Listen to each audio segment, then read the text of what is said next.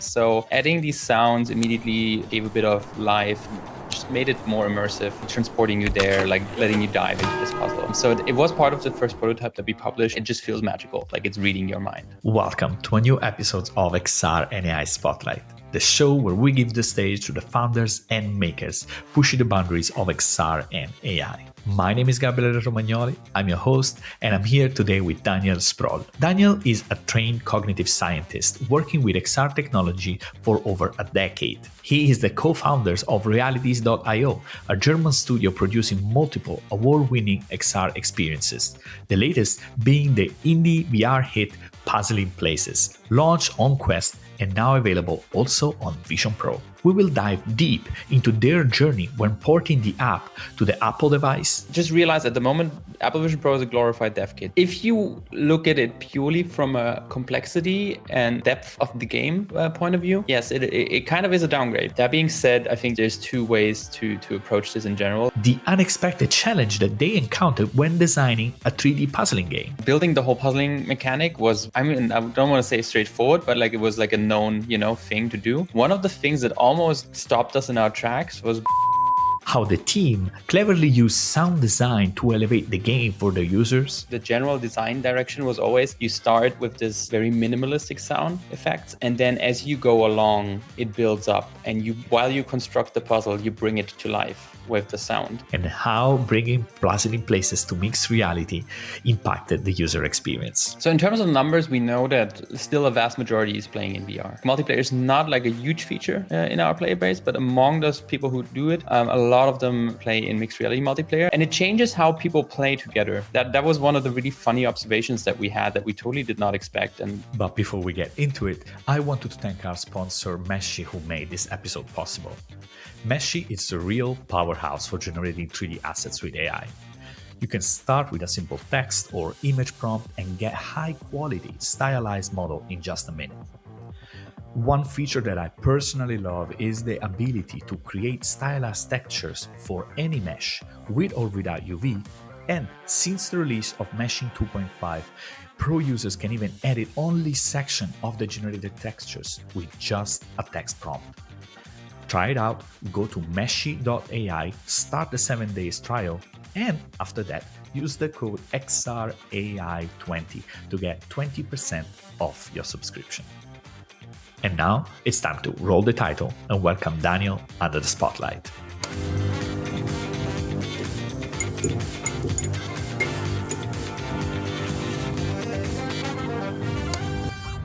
Daniel, it is a real pleasure to have you here. Thank you for having me. Great to be here. So why don't we start with you telling us a little bit about what is Puzzling Places? Mm-hmm. And in a nutshell, what were some of the challenges that you encountered when porting it to Vision Pro? Mm-hmm. So Puzzling Places is a very chill, relaxed game that lets you build 3D jigsaw puzzles in VR or spatial computing. With one little twist that all our puzzles are actually like real objects or real places that have been scanned, 3D scanned, and so they're very photorealistic, and they have a lot of detail for players to discover. We designed it originally for Quest, and so the interface was very different. Bringing it to Vision Pro, we had to rethink a lot of these assumptions because I do think that spatial computing, as pioneered by the Vision Pro, is a bit of a different beast than the classic VR that we know from Quest and PlayStation VR and so on so far. There are indeed a lot of differences, I think, and it's very interesting how you guys have been addressing them and exploring this new medium. So, and we are certainly going to talk about it. One thing that before we get into that topic about porting challenges and decisions that you had to make, I want to also to understand a little bit one of the key characteristics that is mixed reality. Because you guys have launched on Quest when there was no mixed reality yet.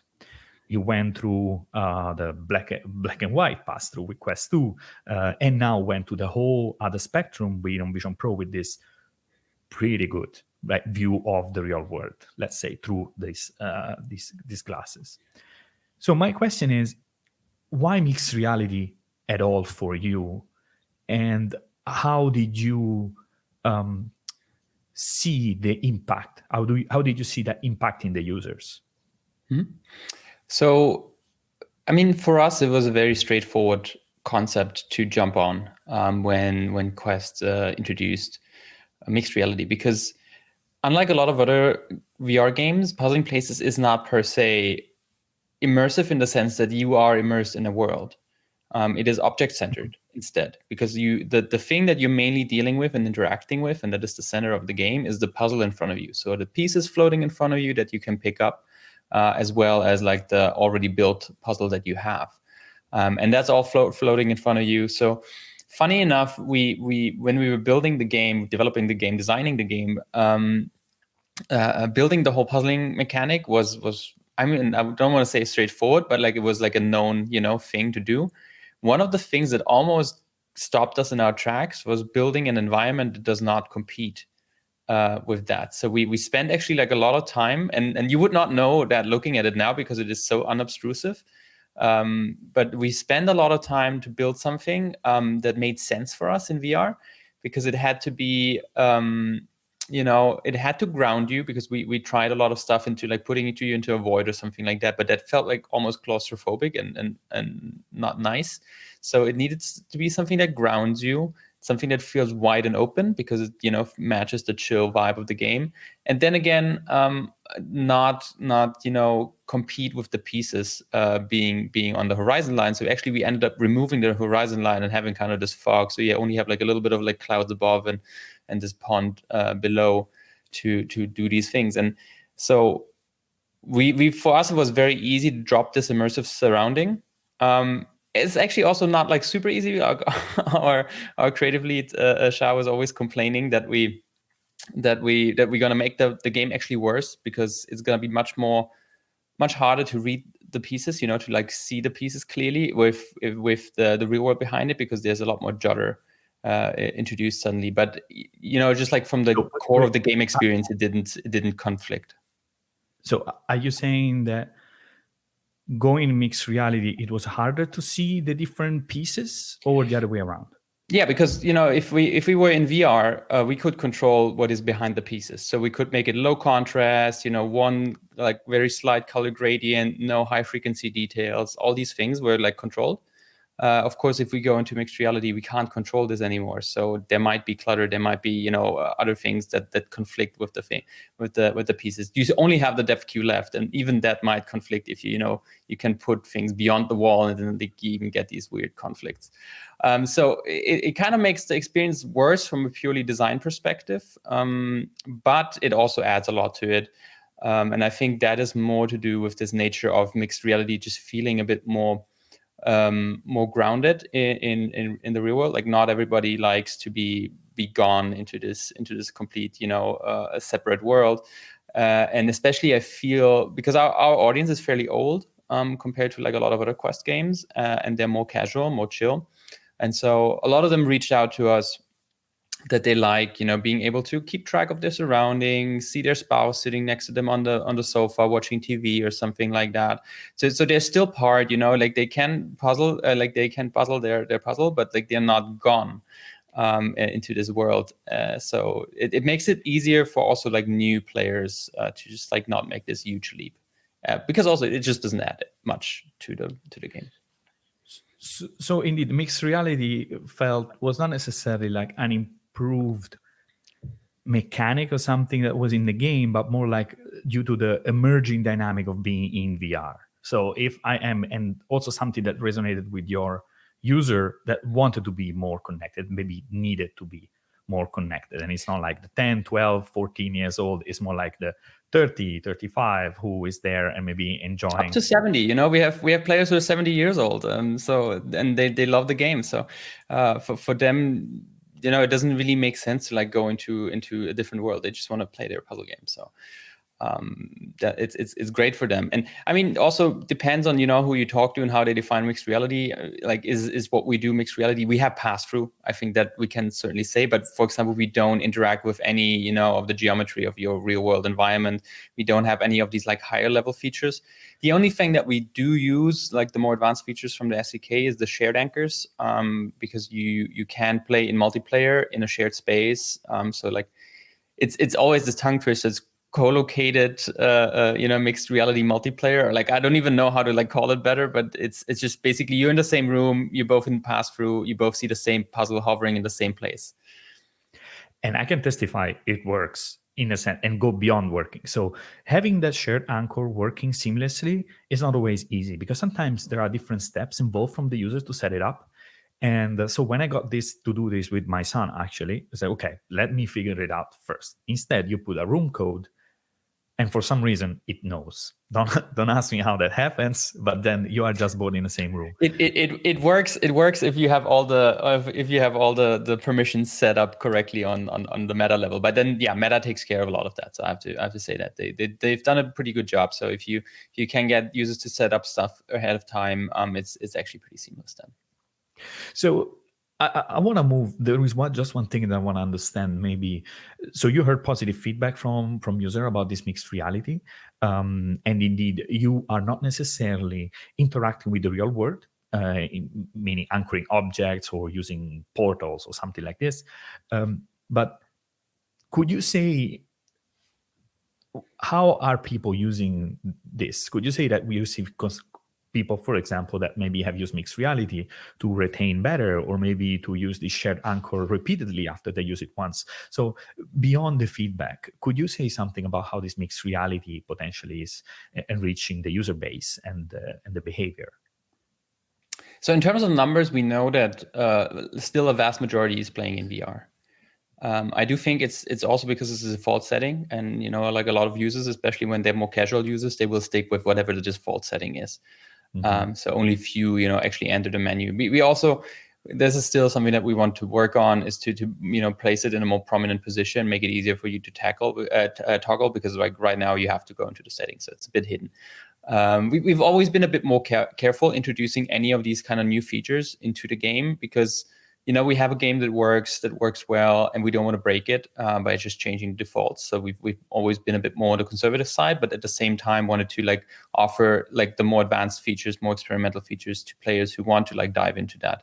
But then it has to be a very conscious choice. So we do see that there's a small number. I mean, like it's like not like tiny, but like there is a fraction of people that plays in mixed reality.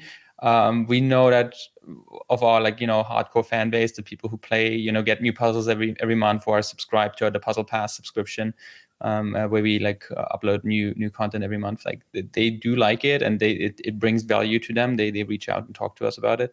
And also the same holds for the multiplayer. A surprising amount of the multiplayer games are actually mixed reality multiplayer games.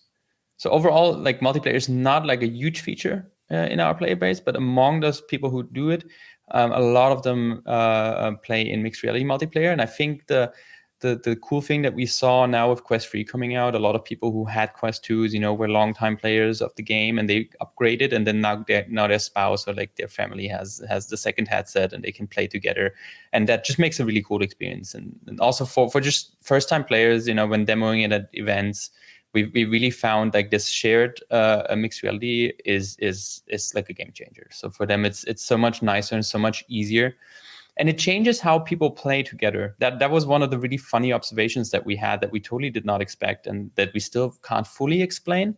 But when people play in VR, what tends to happen is that everybody builds their own part of the puzzle, and there's very little interaction. So it's basically just, like you're standing next to each other and you're playing. And although you can, move pieces around and give them to each other, they don't do that so much. And then only towards the end will they actually like look more at each other, and when it's about combining the pieces that they've built. And then in mixed reality, we've seen much more interaction.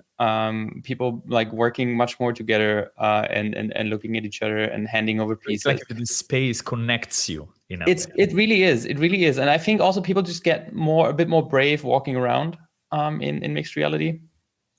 100%. So that might also help. But yeah, that's been a really interesting thing that we've been seeing. We're going to go into this discussion about porting to Vision Pro. There was just one thing I want to tackle, being the sound design.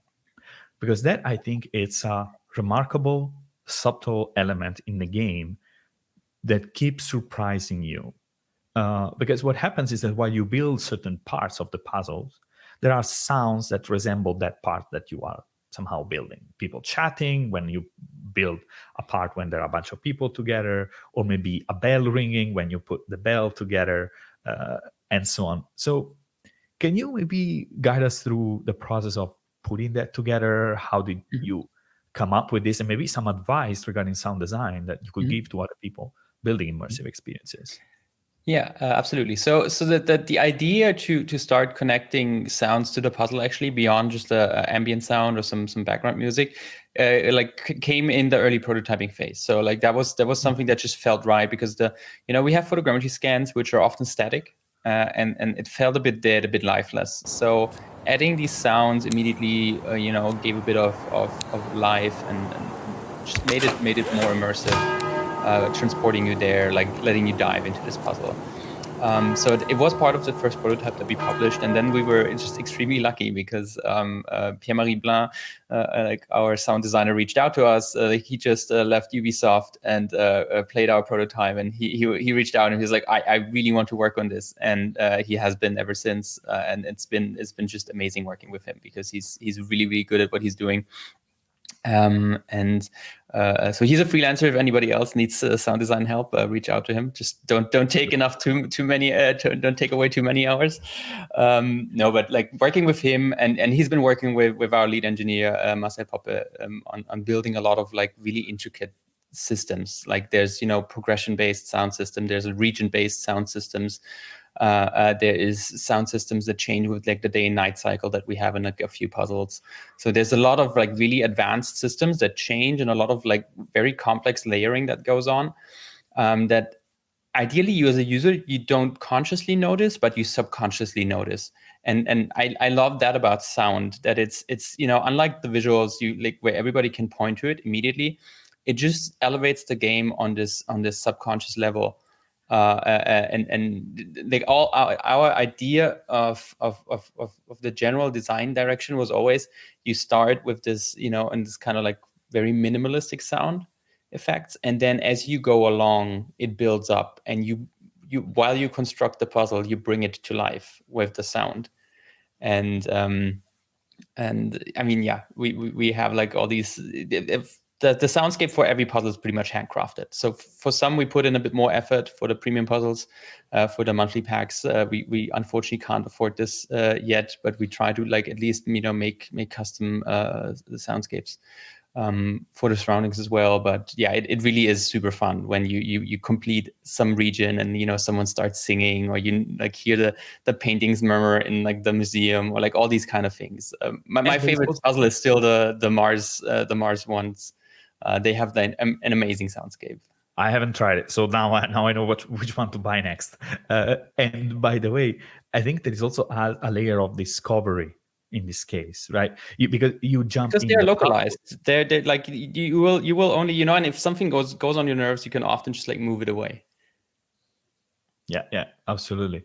And by the way, the clicking sound is super satisfying. Just the fact that when you put a puzzle in the right place, there is of course that satisfaction. Oh, I found it. But it's also that the click, just that click is.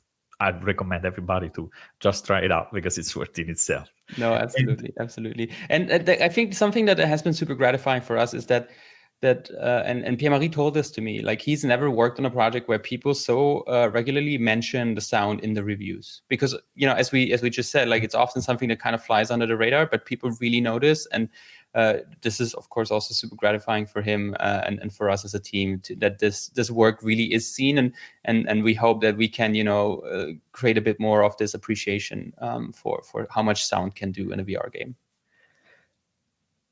So let's move to the second part, I would say, of this conversation, because we have been talking about puzzling plays as a whole. Now, let's move into this Vision OS side of things, right? So Vision OS is it has many differences when compared to building for, let's say, a platform like the Quest. It has this windows, volumes, and space hierarchy of some sort, right? And when trying it, you ended up opting for volumes in a way. So, was it the first impression that I had when I tried it was this a sort of like costly downgrade from being able to fully interact with everything around you to going in, I have limited choices now in terms of what I can grab, how can I interact? Can you explain us a little bit this logic and why picking volumes? Yeah. If you look at it purely from a complexity and depth of the game point of view, yes, it kind of is a downgrade because we took a lot of stuff away because we had very limited real estate. That being said, maybe let's dive a bit into why we actually still made that choice, because we could have gone another way. But so as I touched upon in the beginning, I do think that the Vision Pro and the spatial computing paradigm that it represents are quite different from the VR that we've been designing for so far. VR has this basic idea of like embodiment maximalism. It's like, so you want to make it as embodied as possible, because you're really transported into like a different world. So you want to grab everything. You want to have this kind of high level fidelity contract. There's a door handle. You can press down the door handle. You can open it up, and all that kind of stuff, because you are in the world. Now for spatial computing, this is very different. Like, you get bits and pieces of a virtual space, and they come to you into your world, because your world is the main thing that Apple Vision Pro has been designed for. It's all about spatial computing. It's very rare that you go fully immersive, and we basically wanted to, because we had to redesign the game anyway. And we had to rebuild it in Unity, because the game as it is in Unreal, which is not supported really. I mean, it's coming up now, but like when we started, it just wasn't supported. So we had to rebuild the whole thing anyway. And so we thought, okay, we really want to like try to build for this platform exactly, not just take what we have imported, but really, dive into understanding what is different about spatial computing and really build the game for that. And what we saw is like Apple seemed to be really much about pushing these kind of volumes and windows. Like that was a core theme that we saw in all their communication that we wanted to embrace. And then the other thing is just the interface. It's just very, very different. Instead of this direct interactions that we're used to from VR, you have a lot of this like interacting at a distance. So you use your eyes as a pointer, as a cursor, and then you tap to confirm that, and you interact at a distance. And even a lot of the SDKs and even the Unity integration that we used were built around that. So a lot of the stuff that you would normally do, you couldn't do it. Like, you don't even get like full skeletal hand tracking if you are building a volume app. You can ask for that permission if you are an immersive app. So if you're taking over the user's whole world. But so you can feel like how deeply baked in these design assumptions are into this platform. And we wanted to just like not work against these and, like just try to make our thing happen, but to really embrace the thing, because I do think we learned a lot from doing this. And we kind of made a different version of the game that is simpler, but not in a bad way. But it's like more streamlined, it's more flowy, it's way easier to pick up, requires less cognitive load, which is great for these shared environments where you have multiple things open at the time, and it just fits the platform better than the version that we have on Quest. Because ultimately for me, I think about it, the Quest and PSVR 2, they're game consoles. Their main thing is like you start a launcher, then you pick a game, and then you dive into that game fully.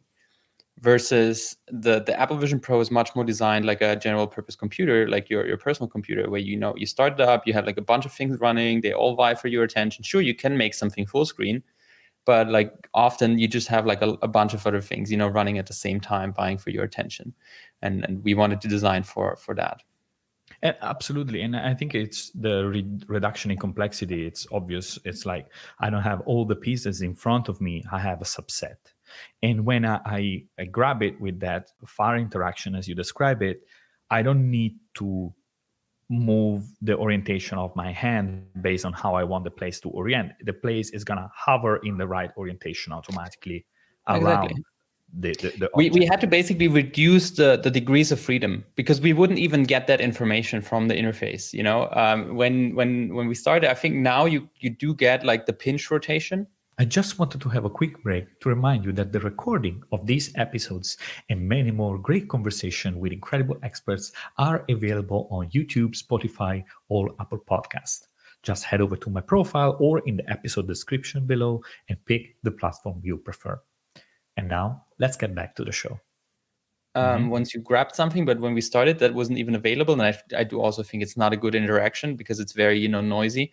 So when you grab something, we couldn't even like deduce any kind of orientational information. So we only had like the 3 dimensions of translation, up, down, left, right, and back, forth. So that's all the information we had. And then any kind of rotation would have been like two-handed, but that felt really weird because you have to do a lot of rotation and then you have like to use your 2 hands all the time. So this kind of goes against this idea of making it very casual, very flowy.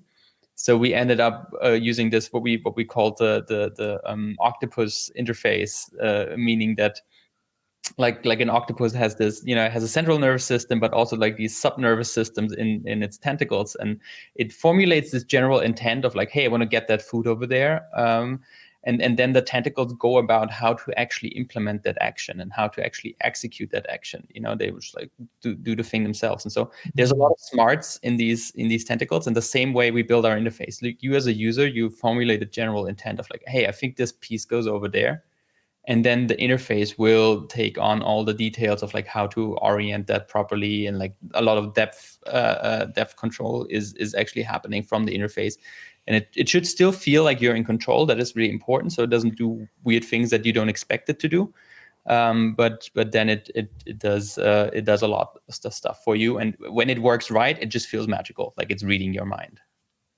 Exactly, because also the point is that you want to balance something like that where people still feel like they are contributing, right? Because you don't want something weird to happen, but at the same time you want also you're still in the chart. We do the legwork. The interface does the legwork that would be annoying to do. That's the thing. Like you don't want to, of course, take away the fun of like figuring out where the piece goes.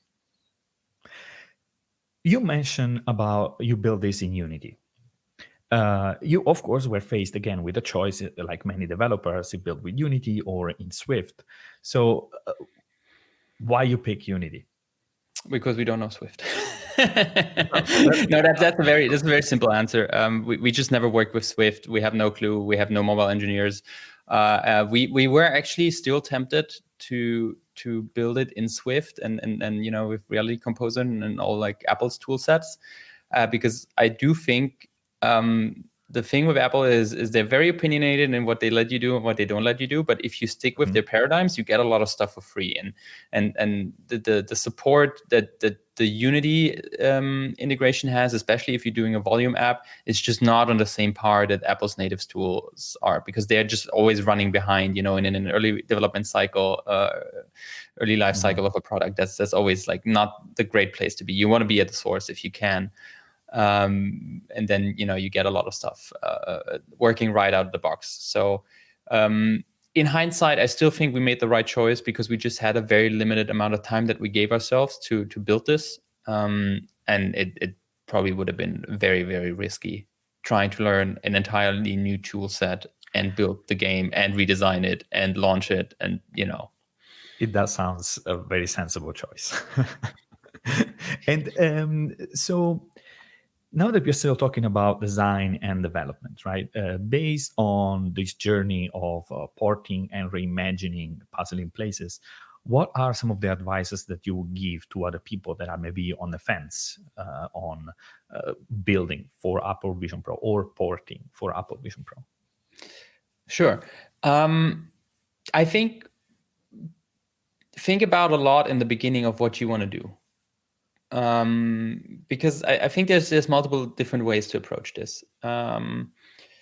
At the moment, well, first thing, just realize at the moment, Apple Vision Pro is a glorified dev kit. There's not that many kits out there. It's a very limited market, so spend accordingly. If you want to learn it, we made a decision. We just wanted to learn about this new paradigm. We wanted to dive into it.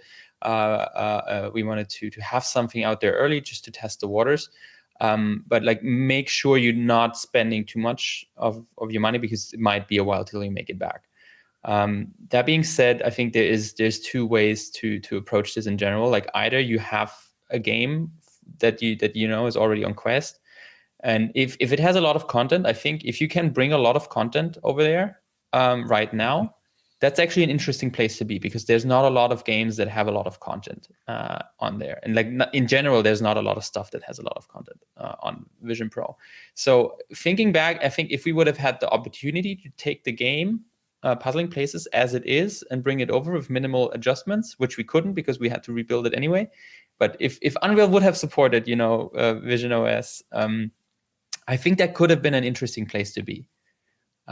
Because we could have, launched like 160 puzzles on there and given people like a lot of stuff to do, even if it would not have been like as well redesigned for it. So you can do that. Try to do the minimal things so it works within, the interface and doesn't feel crappy, which will be a lot of work still. Or you go the other way and you really try what we did in the end, embrace this new platform and really design for it. I think it's an incredible learning experience. So you will learn a lot about your game and what makes it work, and you have to, really sit down, like identify what is the essence. Can I even port it? And I think for some games, it might even be the outcome that you just can't port it. That it's just like not a good fit, and especially for these volume kind of applications. Or hand tracking just doesn't work for anything. I think like a shooter still feels weird probably with hand tracking for most of them. Maybe people find like smart ways to do it, but that's what I mean. You really have to sit down and identify what is the core, the soul of your game. What's the core game loop that you want to preserve? What is things that you might be able to compromise on? And then you can make a first vertical slice or like a minimal viable product, and bring that on there and see how people react. So I'm curious now, because we have discussed a bit about porting, but based on all this learning that you have done, what do you think is that, even taking Puzzling Place aside, right, is like, what do you think really works for Apple Vision Pro? Because there are a lot of these productivity apps that do something that is very minimal.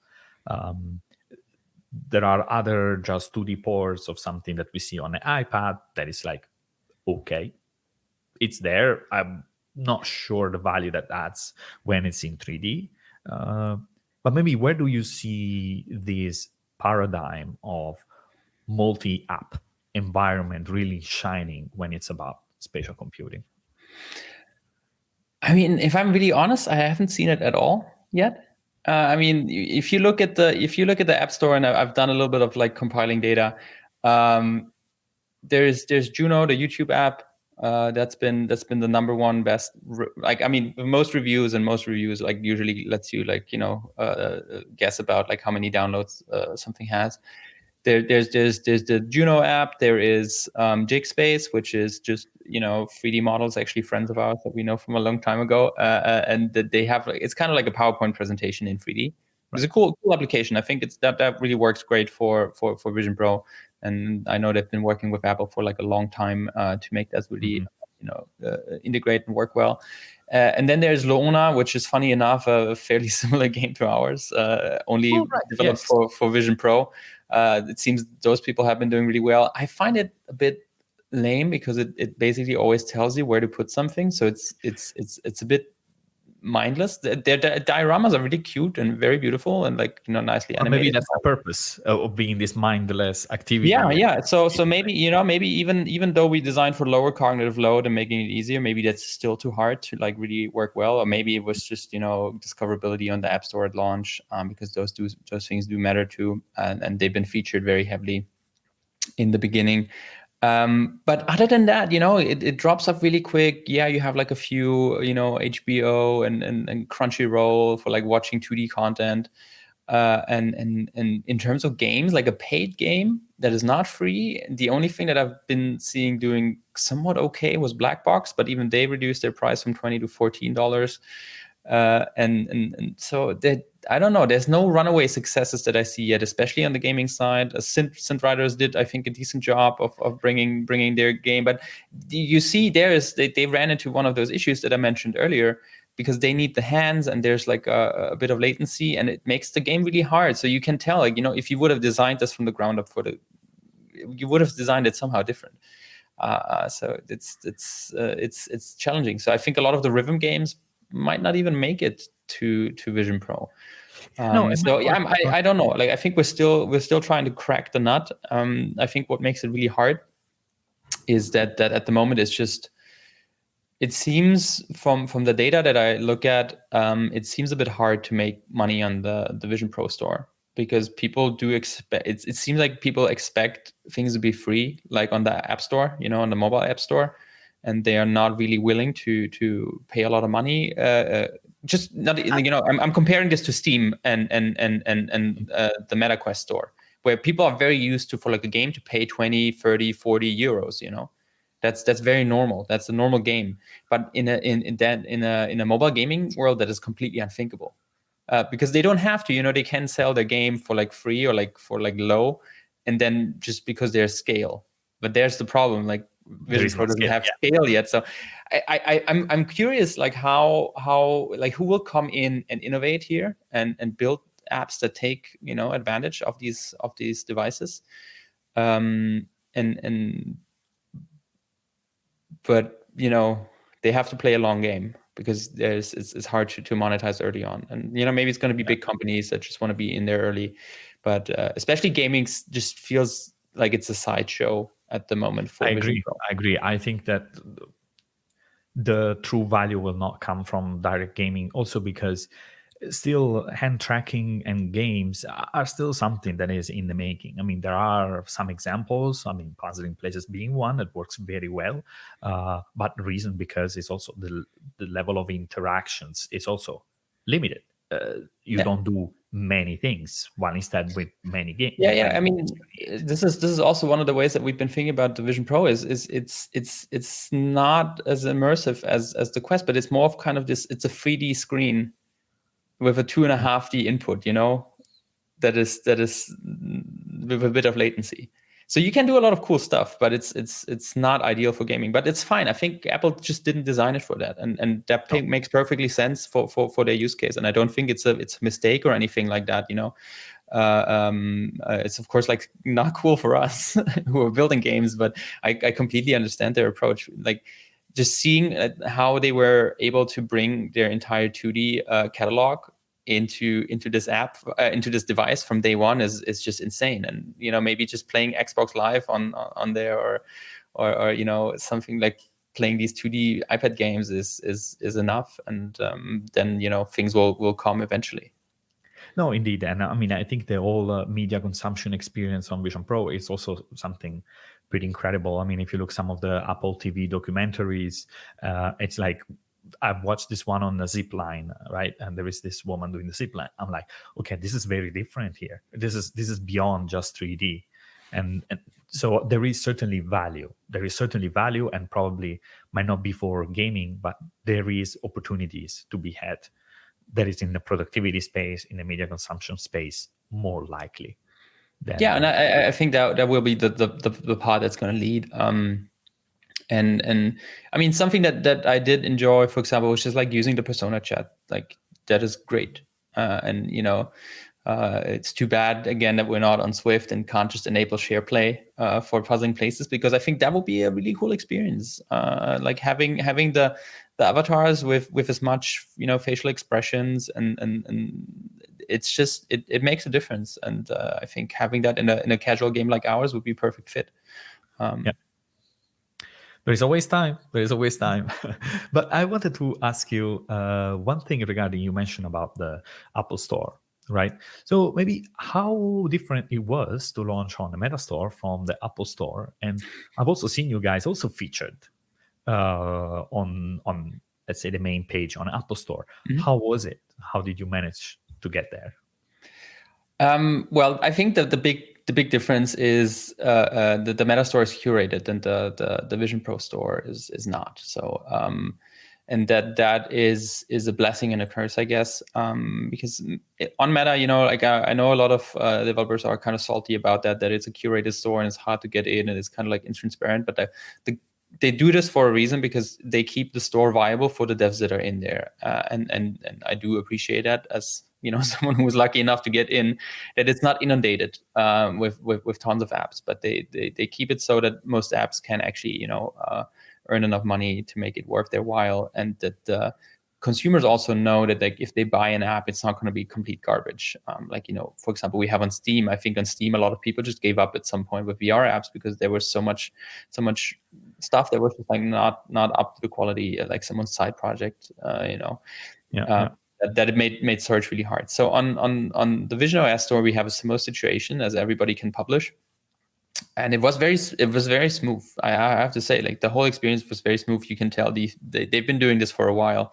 And also, if we compare it to something like Sony or so, that like you can tell a lot of Sony's pipeline is still built around like physical releases and like the quality checks and so on that they built in.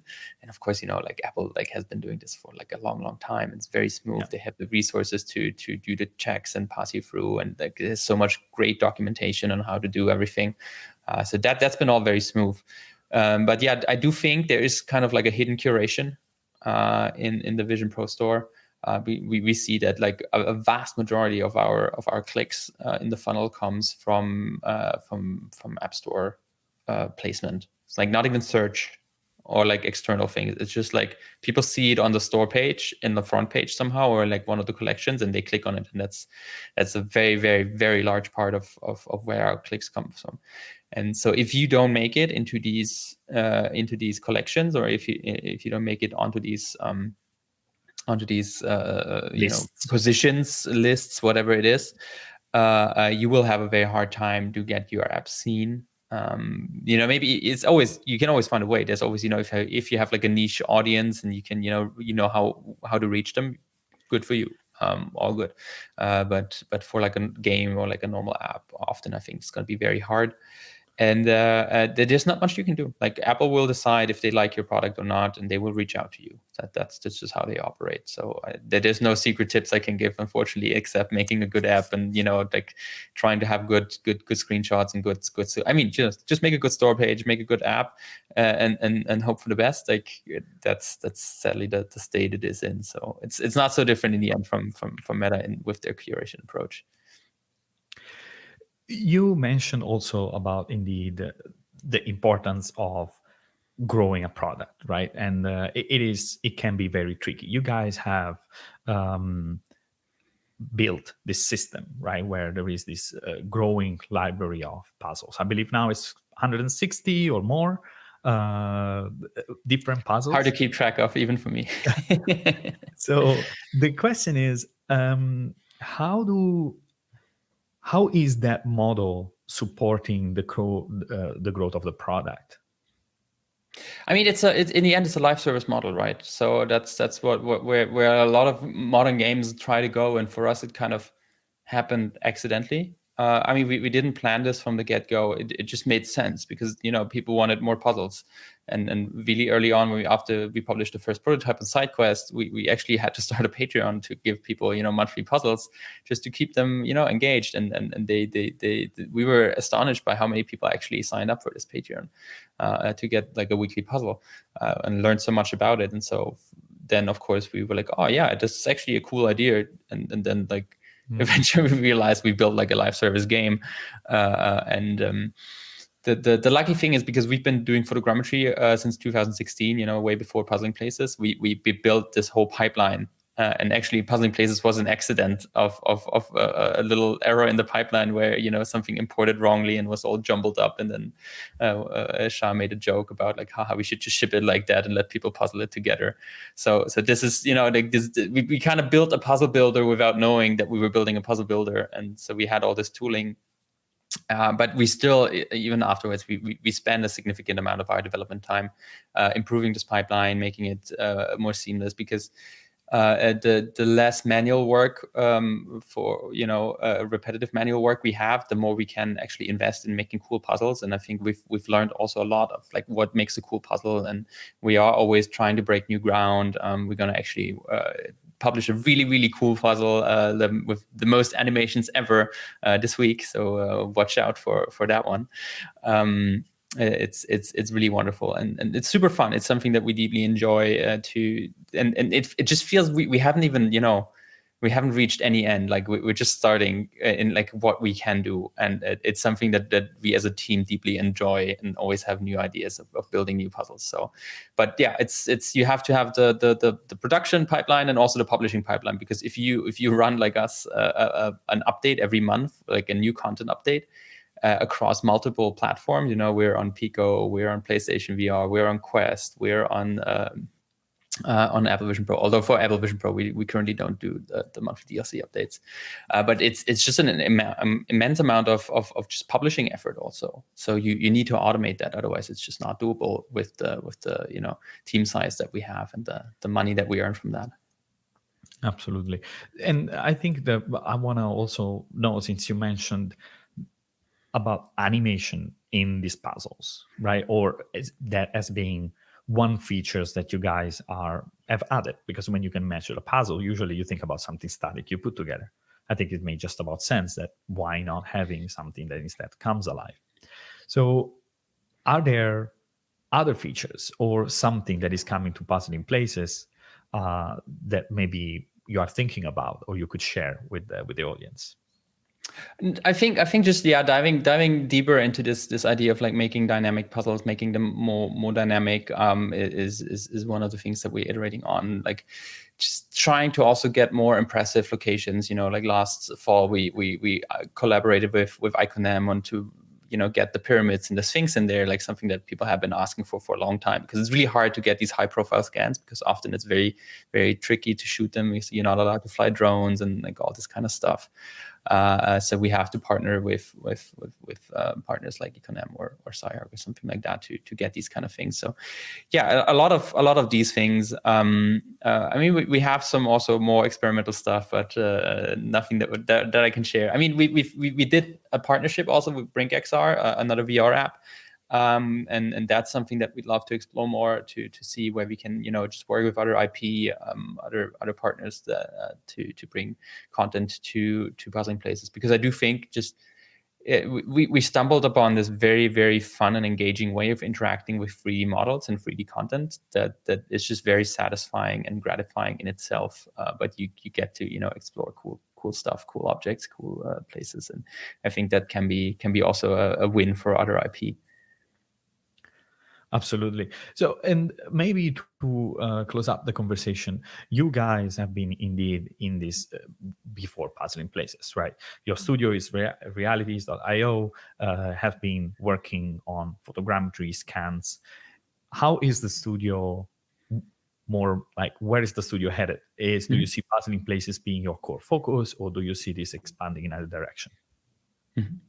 No, absolutely. So we have changed our main focus to Puzzling Places. So we have pivoted in that, but it fits very well with our original vision that we had, which was making the real world explorable in VR.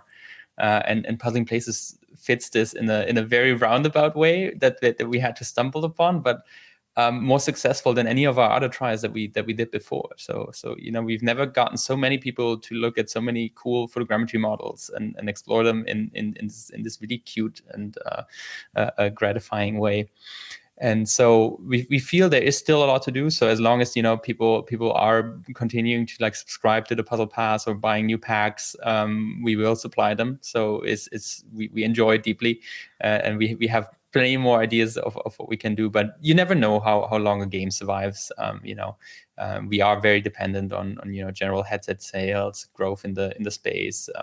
If Meta tomorrow decides to clamp down on our funnel, or just like maybe shut down the store, then we're in trouble, of course. So we're trying to like diversify. We are looking into new game projects. There's nothing I think that really caught our eyes yet. We have some really cool and fun prototypes that we've worked on and that we explored. But then we're also trying to see if we can continue working on Puzzling Places and diversifying it across more platforms. Maybe even beyond VR, to see what is possible there, because that allows us to continue working on a product that we love, and that we feel has a really good space, because it just takes you on this little journey, calms you down, invites you to relax and just explore beautiful spaces. And I love this kind of VR, and just like generally games that are a bit more chill and more positive, instead of always competitive, always stressing you out, shooting or scaring you. That's exactly. the other options very often. Exactly, which have their place, no doubt about it. Absolutely. But it's all about the balance and catering to different tastes. Daniel, thank you very, very much for this conversation. We learned a lot, and you will find in the description below the link to a more lengthy conversation with Daniel, explaining about their design process and porting to Vision Pro. So I encourage you to actually check that out, check Puzzling Places, because as Daniel said, it is a very relaxed and unique experience that works magically in mixed reality, even with others. So absolutely go there and check it out. Daniel, thank you very much for being with us. Thanks. Thank you very much for listening in. If you enjoyed the conversation, remember to head to YouTube, Spotify, or Apple Podcasts for more insightful conversation revolving around XR and AI. And if you like the show, please leave a rating on Spotify. It really helps me keep doing this and shine the spotlights on the latest and greatest founders and creative in XR and AI. Till next time.